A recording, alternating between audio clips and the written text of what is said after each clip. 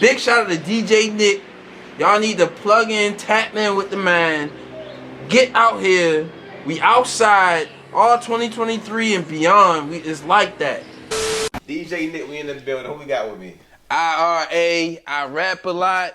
IRA Nation. I'm a real artist. Whatever you can come up with those 3 letters type thing. You know what I mean? So, bro, where we at right now, bro? Man, we in over east. Where you from? In a crib. I'm from over west though. Yeah. I'm a over west baby. Grew up in the village. Grew up in Park Heights.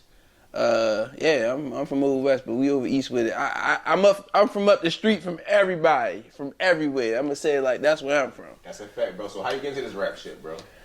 Honestly, it all started from being in an English class in Coppin State, a night class. Right.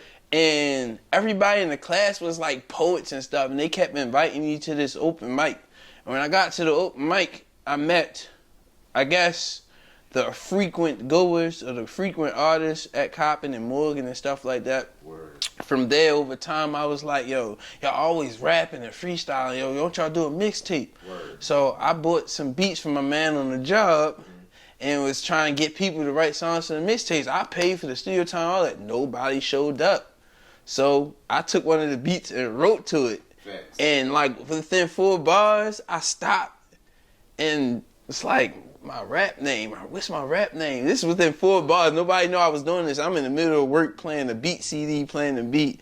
I said, I rap a lot. IRA. I rap a lot. So check it out. Your real name is Ira? Yep. That's fire. Yep. It took me a minute to put it together. Yeah, real shit. Had to really read it out. You feel what I'm saying? So check this out, bro. Like, we know you known for the battling too. You feel me? Mm-hmm. So did you start off with battling when you got into that? I ain't gonna lie. I ain't get into like serious battling until 3 years ago, but when I started rapping in that era, every time you rap in front of somebody, it was a battle. They're gonna challenge you. And like wherever you at, I had niggas pulling at my job just because they heard I rap. Their homeboy told I rap, they pull at my job and battle me. Exactly. And it was freestyling off the top. But back then, I ain't gonna lie, I had like 2 bars always tucked. So always what year was this? This is like 2008, 2009, 2008 probably. Was you inspired by any battles when you was doing that? You said back then, like, that was the thing to do. You know what I'm saying? Meek Mill's on the block.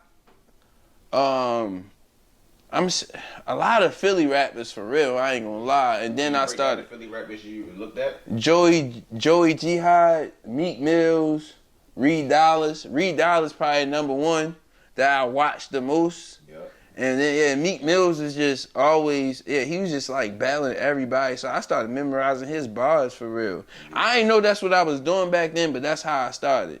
And I guess it just came back in full circle for real years later after I was already in the music for like 10 years. Okay, so check this out.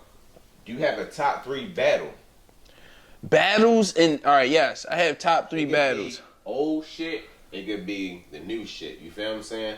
Break down your top. You don't gotta break it down, but list your top 3 battles that you like. Top 3 battles that I like of all time that's always stuck in my brain is probably Locksmith versus Daylight. It would be Murder Mook when he did the AI versus Michael Jordan scheme. Yeah. And then it would be Danny Myers versus Quantum Physics. That's the 3 top battles in my head. I can always remember.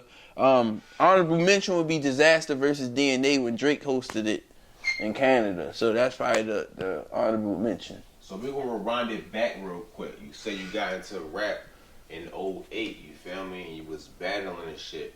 So would you say like that's when you fully got into the Baltimore rap scene? I ain't gonna lie. After I wrote my first song, a week after that, I signed up for the Baltimore Apollo. I started skipping steps.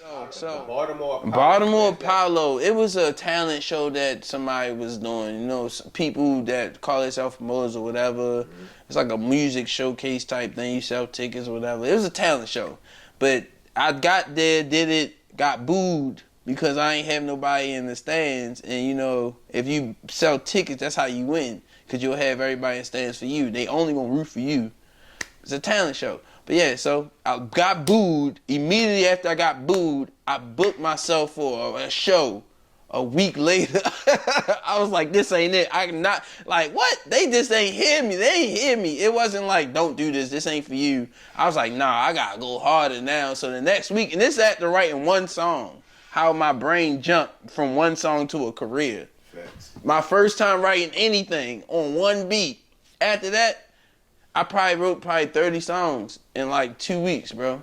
That's hard. Writing bro. 3 songs at once. So check this out. In '08, it wasn't really too many rappers. Like, people was kind of emerging on the scene because the down south Was popping. Yeah, that's what was popping. I feel like people was comfortable to more so start rapping more, but it wasn't too many rappers how it is in 2023. Right. So, who was around in the time in '08 when you was doing it? King Los, 100 Grand Man. What's this nigga name? The nigga who signed the Future, I forget his name. Light skin, yo. Test Me. Yeah. Test Me was on fire. Smash was popping. And Boss Man had a lot of hits. Also, like, yeah, I don't know. It was some underground niggas who I was following, who I liked for real, but they wasn't popping. They just popping to me. Were you working with any of them around that time?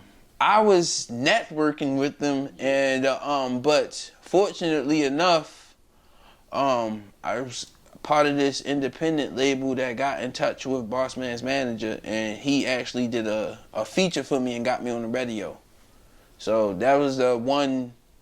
You was plug. on 92Q? I was on 92Q, What was and the song called?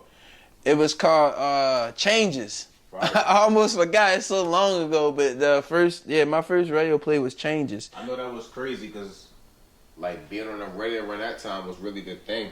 Yeah, it was hard, and it was hard to do. Hell yeah. It was hard to do. I had like a group back in the day I was with. We would try to get on the radio, and they was giving so many. We thought we really was doing it. Right. There was so much Loopholes, shit. Hell, yeah. Shit really I would, mixed and yeah. shit, so it could sound right on the airwaves. Mm-hmm. But it makes sense now because now listen to the radio and listen to SoundCloud and shit like that. It's a big difference. Yeah, the quality is different. Yeah, like that really was wanted to hear that shit on the radio like that. You feel me? My producer wouldn't listen. Like when I met my producer, he wouldn't listen to nothing that ain't mixed. And he did 90% of my music. And he would, man, shout out to Peso. He was more than my producer. This nigga basically he taught me how to do everything. He taught me how to do interviews. Mm-hmm. He taught me how to mix myself. He taught me how to record myself. He told me he did all my videos. I mean, since I met him, he ain't even, first of all, I'm gonna give you the backstory of this. After I started rapping and not getting nowhere with it, probably like 3 months in, I ran into this nigga because I heard he was making beats for a poppin' nigga in the city on campus. And I finally got ran. You know, I'm one of them eager. Let me rap for you. Let me rap. I rapped for him. He was like, nah. We ended up in like what class were we? We was in a speech class together. I kept waiting. Like, yeah, I'm gonna say something. This I caught him one time just walking down singing this. And I was like, yo, check me out. Then we went on winter break. I came back, ran into him again. During this winter break, I was hardly coming out my room. I was writing. I lost my job. I was writing. Like, it's pictures on Facebook, like piles of like just rhymes filling everything, like everywhere. No, to the point I can't see my floors. That many books. My father used to come in there and sweep that shit up. So check this out. That's fire though, bro. Would you consider yourself now just a battle rapper? Nah, I'm a songwriter first, right? Then a battle rapper. I got you. Yeah. But what's one of your top songs? Not one of your top songs. Name 3 of your top songs that you want people to check out because they know you for the battle and they might see you more for the battle. Got you. Right now I got Infinite Drip out. Dre Thompson. Shout out to Drizzy. featuring me. Infinite Drip out right now. It's a bop. It's a banger. Plaque Squad. Then I got more of my original music. So Much to Say on SoundCloud and on all platforms. And let me think.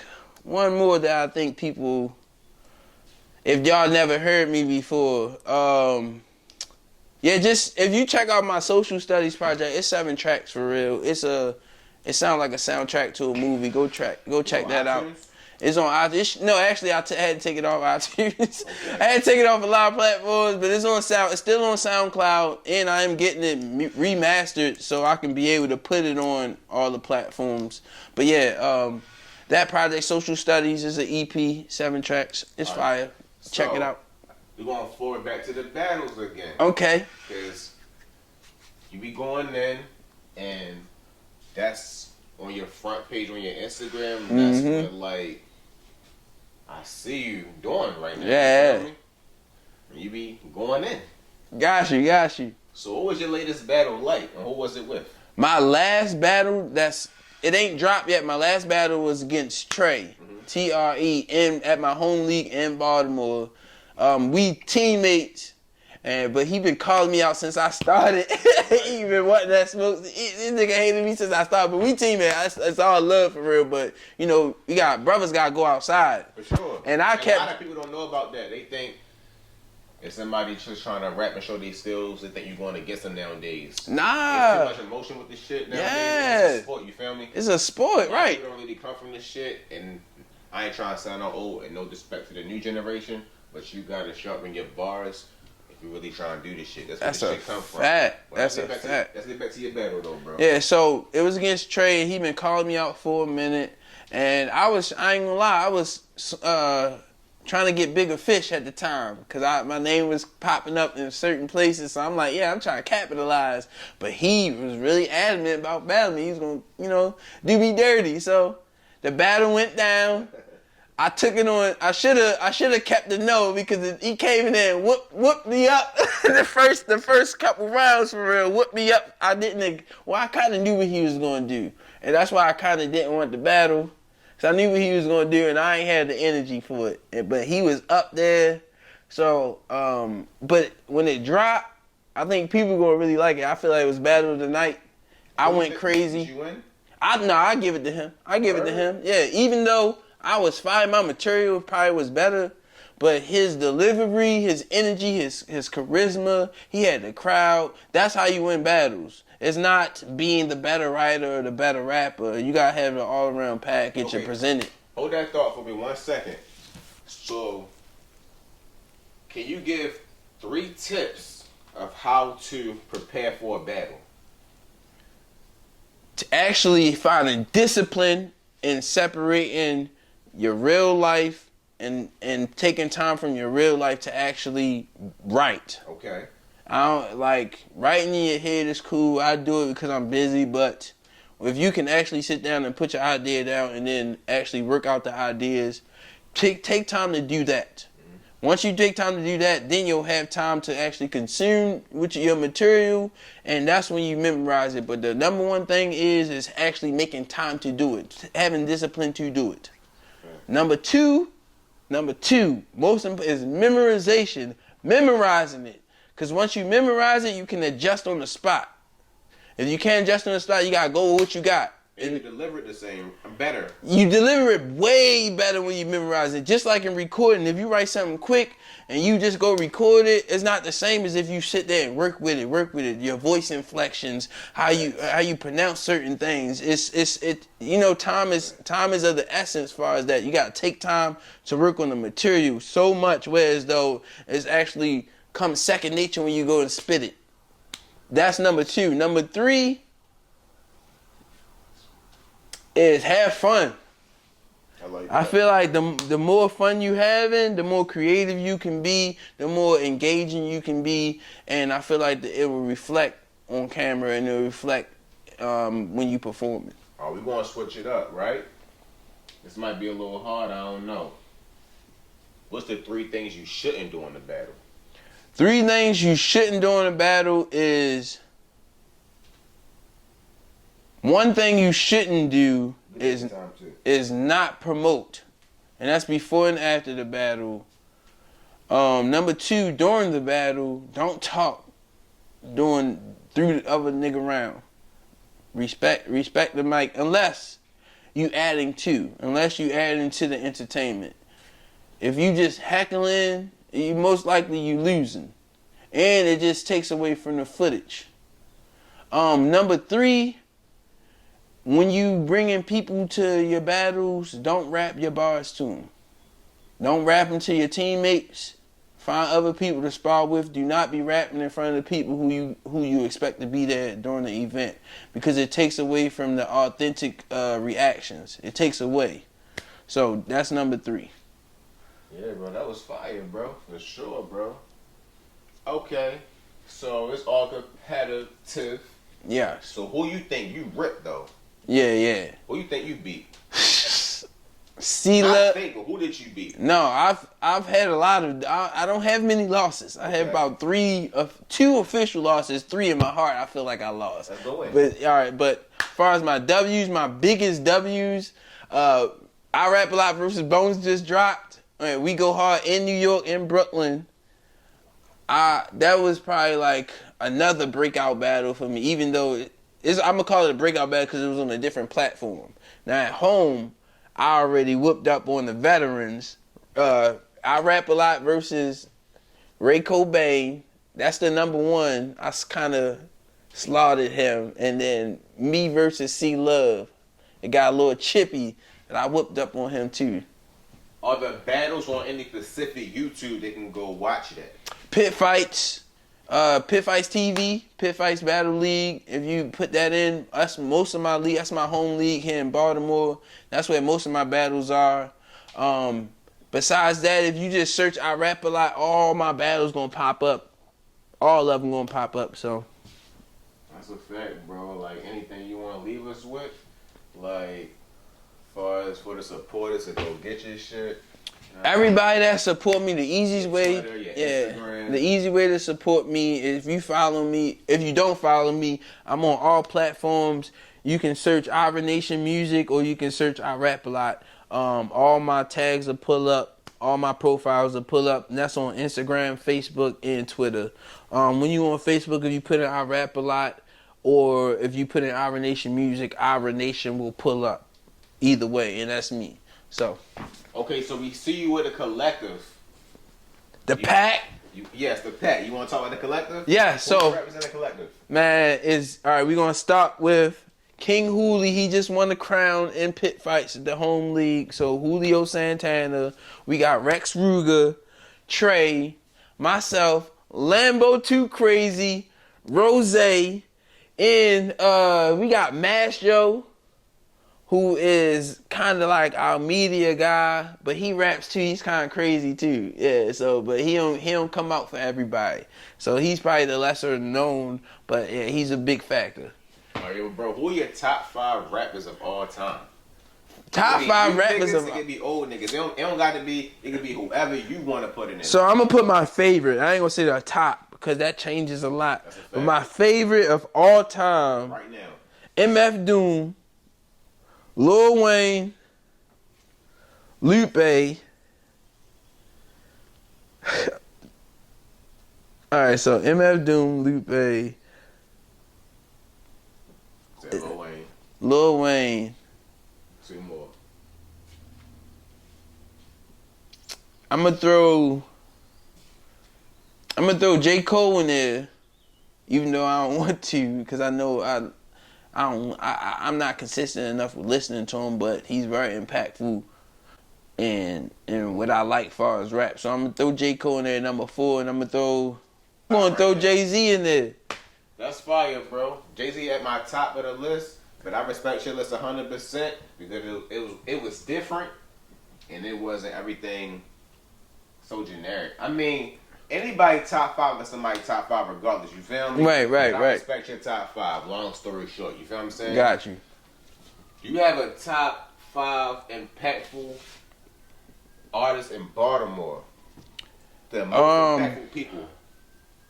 ain't even got to be artists. It could have been from the radio peoples and all that. You know what I'm saying? Man, Shaka Pitts, the owner of Pit Fights Battle League, he's been through almost every era of hip hop here in Baltimore, and he's well, no, he's definitely a native, even though he wasn't born here. But he's a native. He's a staple here in the city. So that's one influential person. Shout out to Boss Man. I learned a lot about the industry and how to carry yourself in a lot of ways from him. I'm going to say,